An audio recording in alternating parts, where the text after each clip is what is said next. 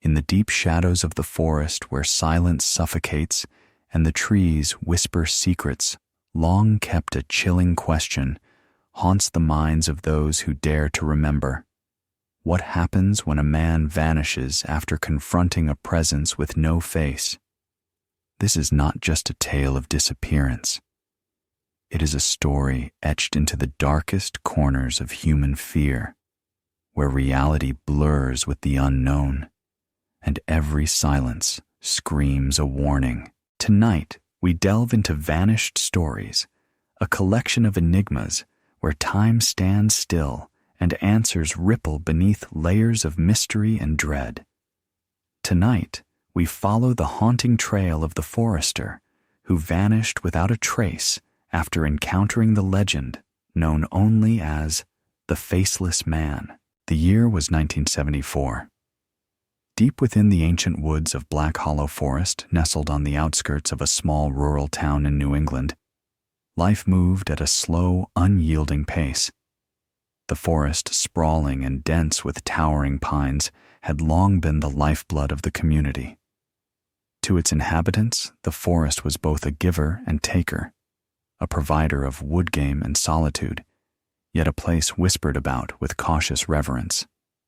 Superstitions ran thick as the fog that clung to the morning ground, and tales of strange encounters hid beneath the mundane rhythms of daily life. At the heart of this ethereal wilderness was Henry Langley, the forester tasked with the stewardship of these woods.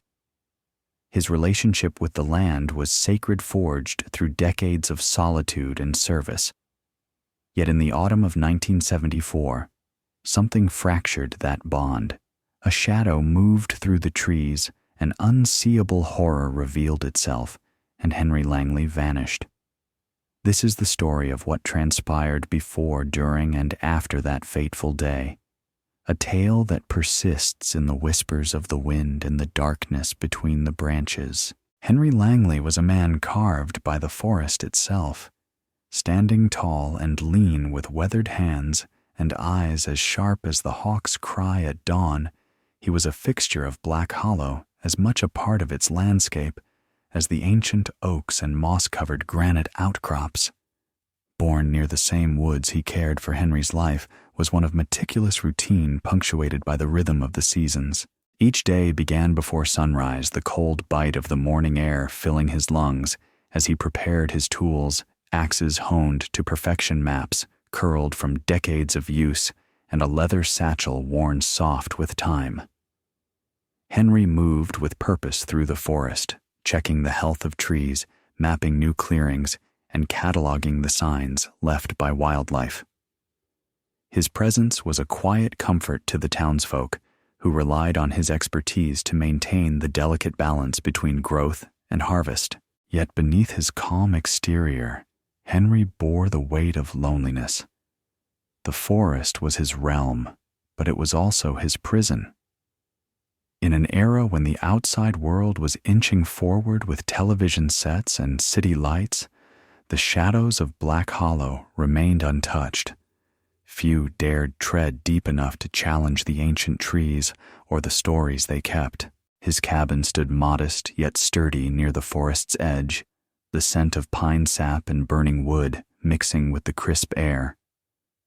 Inside the walls were lined with photographs, snapshots of seasons past animals cataloged, and sketches of the forest's topography. A half-finished journal rested on his desk, chronicling days and observations, but it was the meticulous notes about odd disturbances that intrigued those who later uncovered his records. Henry's neighbors remembered him as steadfast, but reserved, a man cleaned by routine, but burdened by an unsettled gaze at times. Local children whispered of the man who talks to trees, while elders nodded knowingly, warning not to delve too deeply into the woods after dusk. In the days leading up to his disappearance, a subtle change had crept into Henry's demeanor. He spoke less of his work and more of strange sounds, footsteps without pattern, shadows that shifted unnaturally, whispers in the wind that carried no voice. Some called it the wear of solitude. Others feared it was something altogether different. As autumn's chill gave way to the brittle bite of November, Henry's days became punctuated by a growing unease. The forest seemed altered, almost watching. The trees bent not to the wind, but seemingly to some presence unseen. And Henry's journal entries grew more fragmented, shadows creeping deeper into his words. Then came the day he saw it something no one should ever see. The Faceless Man. The morning began like any other. Henry rose before dawn, donning his worn coat and packing his satchel with essentials. The air was crisp with frost, and a low mist blanketed Black Hollow, twisting tendrils weaving through the underbrush. With practiced steps, he entered the forest, intent on surveying a new section rumored to have been touched by disease. As Henry advanced, the usual peace of the woods felt fractured, as if he tread upon a fault line between realms. Birds fell silent, and even the wind seemed muted. Roughly half a mile from his cabin in a clearing, where jagged boulders caught the weak morning light, Henry paused. It was there that he first sensed it, something unnatural lurking at the edge of his vision, a stillness so profound it carved a hollow in the air. Then, from the mist emerged the figure. A man-shaped silhouette draped in tattered garments that blended with the shadows, but where a face should have been, there was only smooth, blank skin. No eyes to hold, no mouth to speak. Just a pallid mask of nothingness. Henry's instincts screamed flight, yet his body remained rooted, the cold grip of terror tightening around his chest. The Faceless Man did not move or speak, but exuded a suffocating aura, an unnatural void that swallowed warmth and hope. Time distorted as the seconds elongated until Henry finally broke into a desperate sprint. He never returned. The first to notice his absence was his closest neighbor, Martha Green. Concern carving lines into her pale face, she had arranged to meet Henry that morning to discuss timber roots.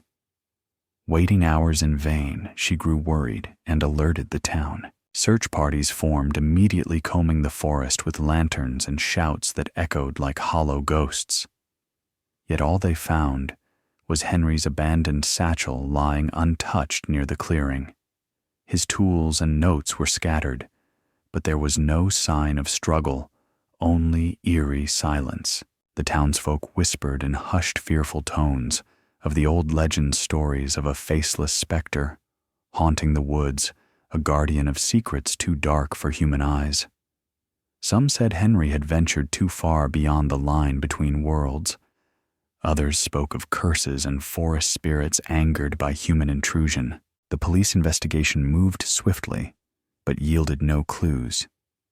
Witness accounts were fragmented, some alleging to have glimpsed a shadowy figure on the forest's edge. That day, others too afraid to speak openly. The deeper truth seemed to hide behind a veil of mist and fear. Henry Langley had vanished, swallowed whole by Black Hollow. In the days that followed the disappearance, the community found itself gripped by a cold dread. The forest they cherished suddenly felt alien, a place where light faltered and fear thrived. Organized searches expanded with each passing dawn, and dusk volunteers treading cautiously under a canopy that now felt oppressive. Local Sheriff Thomas Walker coordinated the efforts, a man seasoned in handling missing persons cases, but visibly unsettled by the peculiar circumstances. Early search attempts covered every inch of accessible terrain, streams, caves, and thickets, but Henry remained ghostly absent. The media arrived quickly, drawn to the eerie unknown.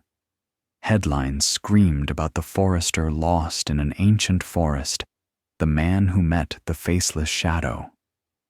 Reporters combed the town, interviewing neighbors and colleagues, but answers were elusive. Every narrative hinted at something intangible, a fear that transcended explanation. The sheriff's team uncovered Henry's journal left in his cabin.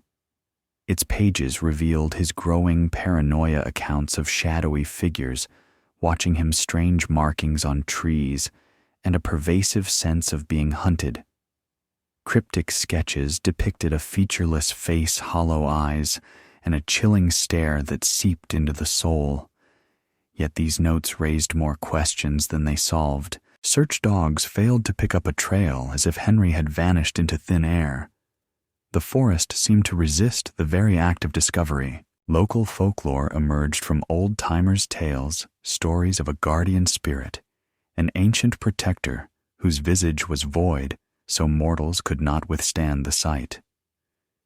Some argued Henry's disappearance was a punishment. A crossing of boundaries man was never meant to cross. The town organized vigils. Prayers hung heavy in the air, each echoing the hope that the forester might be found alive. But years passed with no further clues. The disappearance became a stain on the community's history, a wound never healed. Despite the dead ends, small glimmers of hope and terror surfaced. Strange footprints larger than any man's were found around the outskirts days after Henry's vanishing. Witnesses reported fleeting glimpses of a figure, tall, faceless, shifting among the trees, watching silently. As official investigations waned, conspiracy theories blossomed. Who or what was responsible for Henry's disappearance? The question haunted everyone, but the list of suspects was strangely thin, entangled instead in legends and whispers more than hard evidence. Some locals pointed suspicion towards a clandestine logging company rumored to operate illegally, wishing to displace the forester who enforced the forest's laws. Tensions between Henry and corporate interests occasionally flared, though no concrete proof connected anyone to his disappearance. Others proposed darker theories: government experiments in the nearby mountains, secretive cults reawakening ancient forest rites, or something altogether supernatural. A few town elders muttered of a parallel realm accessible through the thickest parts of Black Hollow, where the faceless man was a gatekeeper. Interviews with townsfolk revealed fractured memories and conflicting testimonies. Martha Green, the neighbor, recounted that Henry seemed unnerved weeks before vanishing, claiming he had heard voices speaking in tongues and seen shapes moving beyond the veil of perception.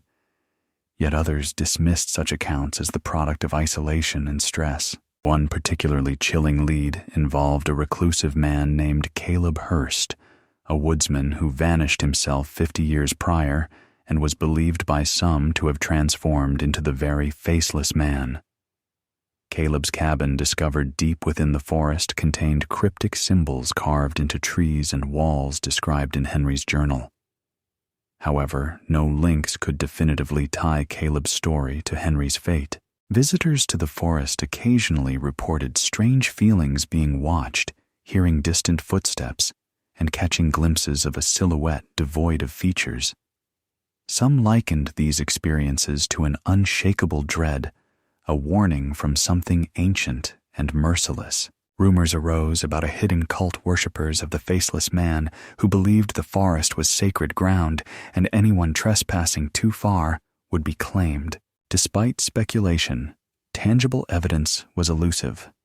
For decades, the boundary between myth and reality blurred, leaving the truth buried beneath layers of fear and conjecture. Decades later, a breakthrough surfaced that reignited the search for the truth. In 2005, a group of amateur historians and urban explorers combing through county archives and forgotten forest trails discovered a cache of Henry Langley's missing notebooks hidden beneath a decayed floorboard in his old cabin. These notebooks revealed a darker, more disturbing side of the story. Henry had documented attempts to uncover the origins of the faceless man, tracing his encounters to ancient indigenous legends and strange natural phenomena, a mysterious, uncharted fault line beneath Black Hollow that blurred dimensions. New evidence suggested Henry had ventured into a hidden cave system days before his disappearance.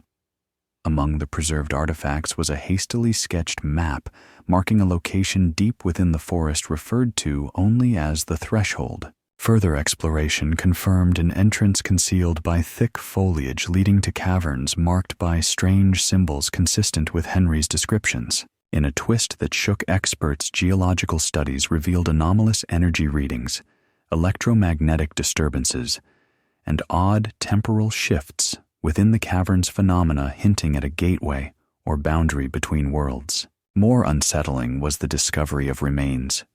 Bones partially covered with moss and earth, seemingly weathered by time, but never claimed.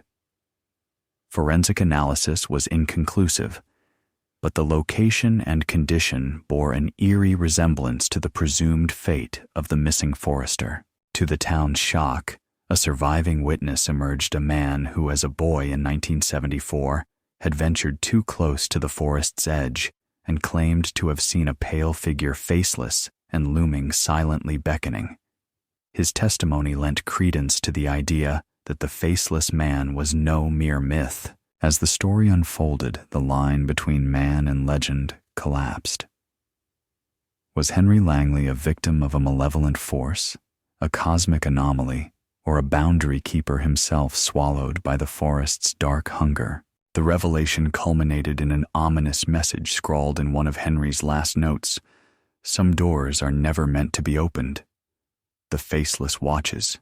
The forest claims. The truth as it stands now remains shrouded, caught in the inescapable grasp of Black Hollow's shadows. Henry Langley, the diligent forester of Black Hollow, once the guardian of ancient woods, now a vanished soul woven into the forest's dark tapestry. His disappearance after seeing the faceless man remains one of the most chilling enigmas to emerge from the depths. Days filled with quiet routine transformed abruptly into a haunting silence, forever marked by that faceless gaze. His story, one of solitude, fear, and the unknown, echoes through the trees and lives on in the uneasy hearts of those who remember. The forest keeps its secrets well. Every attempted revelation only deepens the mystery. More than a tale of a single man lost to the wilderness, it speaks to the human psyche's trembling before the inexplicable, the invisible boundaries beyond which lies terror and perhaps oblivion. The forest, a symbol of life and death intertwined, reminds us how fragile our grip on reality truly is. We ask ourselves, in the vastness of darkness and shadow, how often do we unknowingly cross the line? And what waits on the other side? Henry's fate, the faceless man's origin, and the ancient power pulsing beneath the roots of Black Hollow remain forever unanswered. Do vanished souls ever find peace, or do their stories continue to echo through the endless, unyielding forests of the unknown?